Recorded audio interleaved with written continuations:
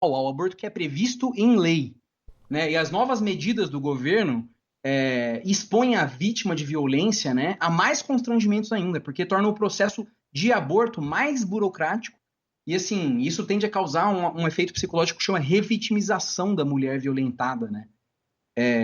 E tudo isso aparenta buscar uma punição à própria mulher, né, por ela fazer o aborto, porque a medida obriga os médicos e profissionais de saúde a notificarem a polícia ao acolher a mulher que sofreu um estupro, né, e determina que as pacientes assinam um termo de consentimento que cita riscos, né, pelo fato dela causar um aborto, e exige também a presença de mais um médico que não é da área, né, e obriga que esses profissionais da saúde perguntarem para ela se ela quer ou não ver e ouvir o feto ou o embrião por meio de um exame de ultrassonografia. É sádico dessa forma.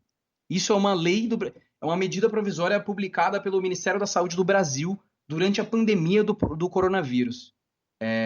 E tudo isso, de novo, esse episódio quebra-cabeça aqui, conecta com isso que a gente está falando de Crivella, e agora a gente tem um governador evangélico no Rio, e isso servir para o Bolsonaro, que foi o Bolsonaro o motivo da queda do Witzel.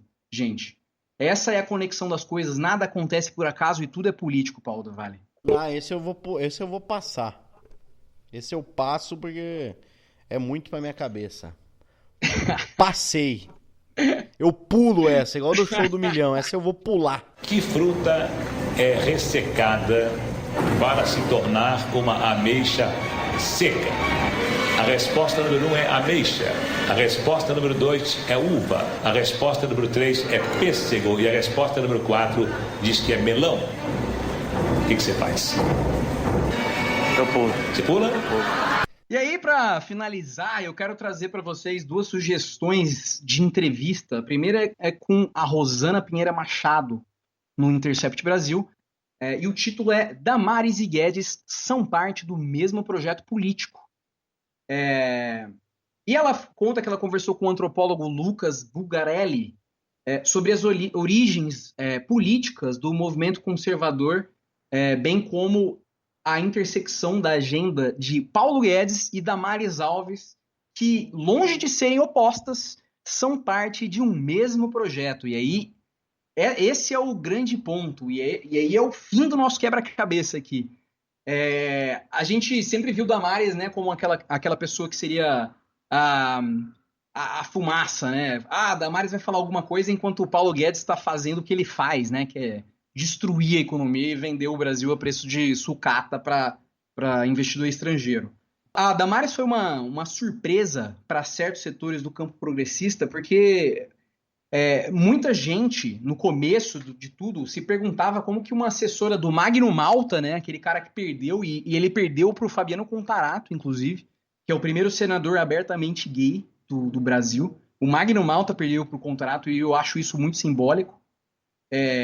Inclusive, o Magno Malta, que era cotado para a pasta da Damares, e ela, de alguma forma política, conseguiu se colocar à frente dele, né? E hoje em dia é uma das ministras mais populares do governo Bolsonaro, se não a mais.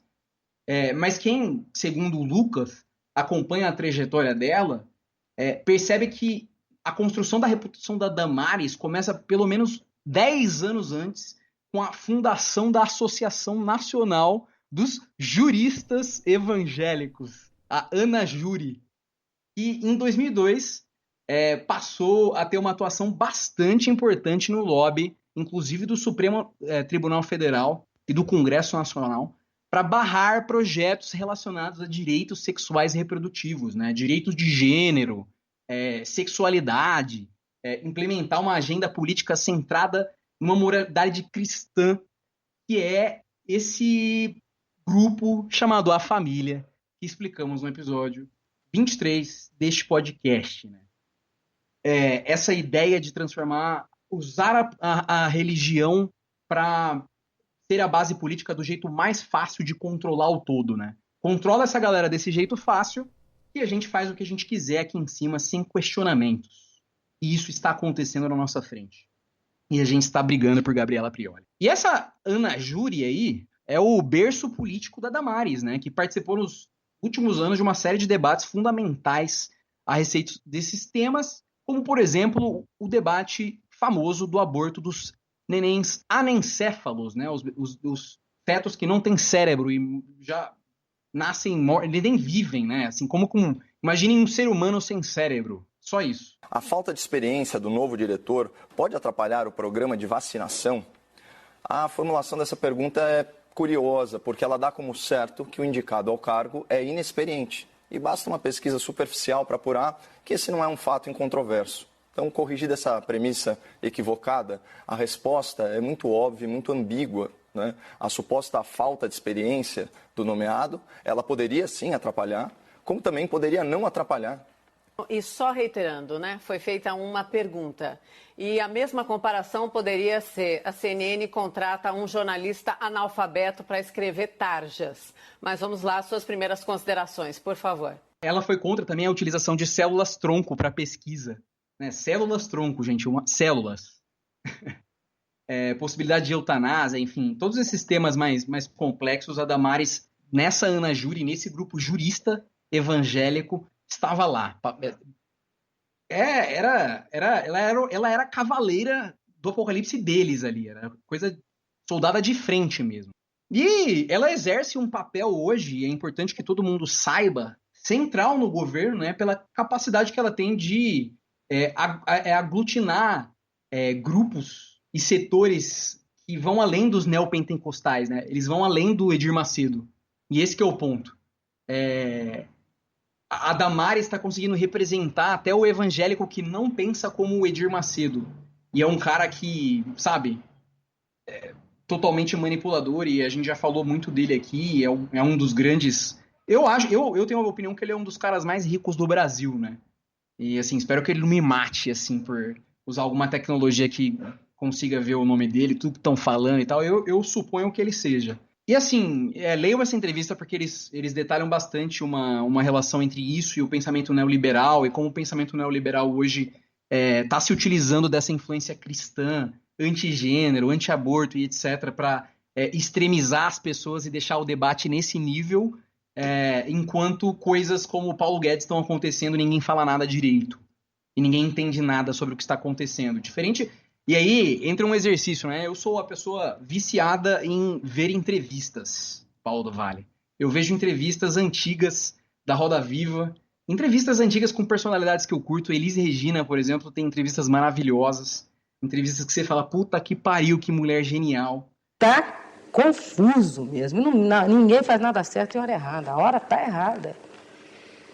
Eu acho que aquele anticristo dos 666, o cavaleiro do Apocalipse, tá solto. Tá solto, bicho, não é possível. É muita confusão. Não é só 666, sem retorno, sem ponto final. 666 tá solto. Já nasce um de bigodinho, tudo de novo. Você vai ver, já acontece. E é engraçado ver que no passado existia outro nível da discussão, né? A gente não tava falando dessas coisas ainda mais fundamentais, assim.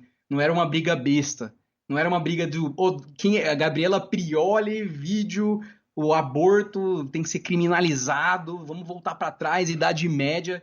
Não, era discussões mesmo, tipo... Cara, a gente tinha Leonel Brizola, cara, dando aula no Roda Viva e todo mundo entendendo. E isso é muito louco como a gente voltou pra trás nesta revolução digital.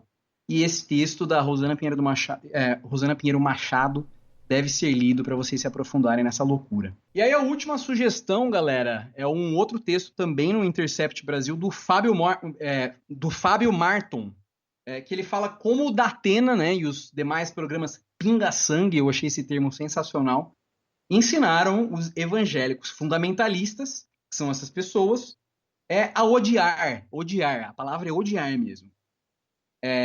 E aí, é toda uma discussão sobre os programas sensacionalistas educarem o brasileiro que assiste aquilo no ódio ao bandido, no ódio ao pedreiro que mata não sei quem, ao fulano que fez não sei o que lá. Esse cara é um bandido, falta Deus no coração dele, ele é um merda, você tem que excluir ele. Se você vê um cara que foi bandido, não ressocialize ele.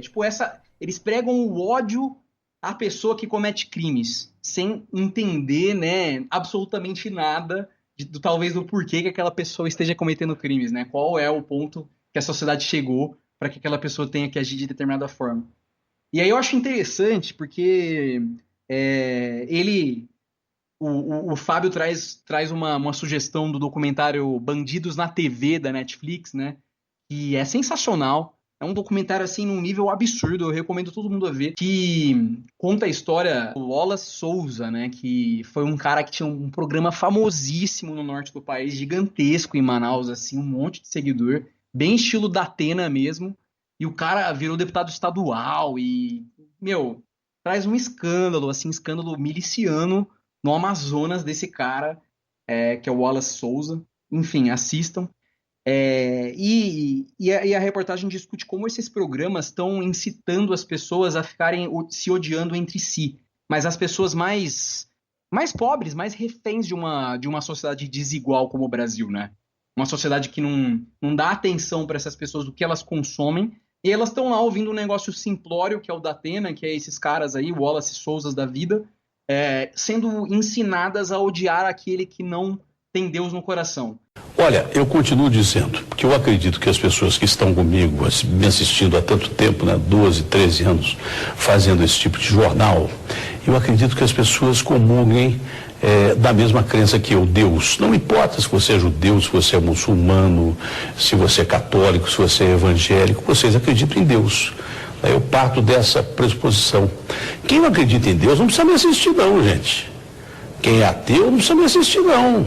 Mas se eu fizer uma pesquisa aqui, se você acredita em Deus ou não, é capaz de aparecer gente que não acredita em Deus. É gente que não acredita no inferno. Esse é o detalhe, viu, Márcio Campos? É impressionante o caso desse menino de 2 anos que foi fuzilado por um pedreiro que fuzilou e foi dormir. Tudo que eu trouxe aqui para vocês foi essa construção de como que esse pensamento está sendo inserido aos poucos nas grandes massas da nossa sociedade, né? O pensamento de aceitar a religião, de aceitar um determinado grupo em todos os níveis, não importa a sua classe social mais, né? Tá chegando num nível que tá sendo aceito até na camada intelectual, entre aspas, pessoas que tiveram a oportunidade de estudar em colégios particulares, por exemplo, que não estão refletindo mais sobre o que está acontecendo. E isso é um efeito mesmo. É um efeito. Se a maioria pensa de uma determinada forma, entre aspas, loucura pensar de uma forma que seja diferente da maioria. Então, a maioria que tá certa, é você que tá errado. É um jogo psicológico gigantesco. Então, fica aí o questionamento de tudo que está acontecendo para vocês dormirem bem essa noite, tranquilos, que a aposentadoria no Brasil vem.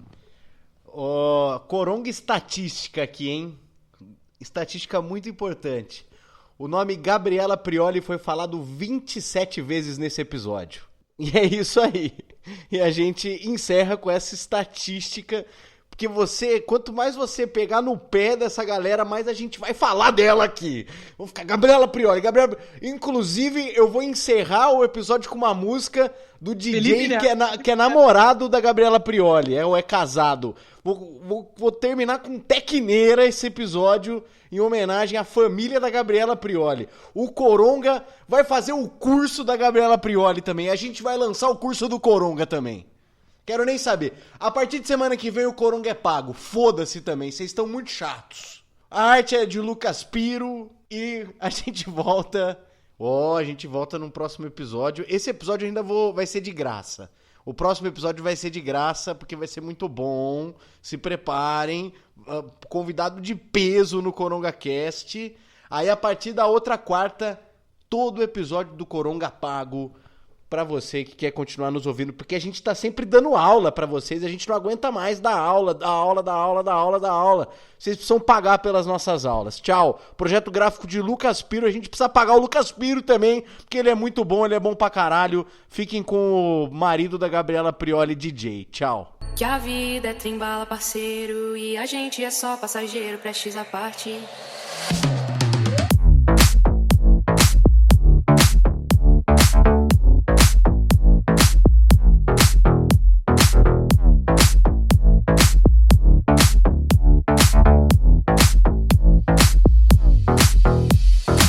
E aí o Secom vai lá e institucionaliza.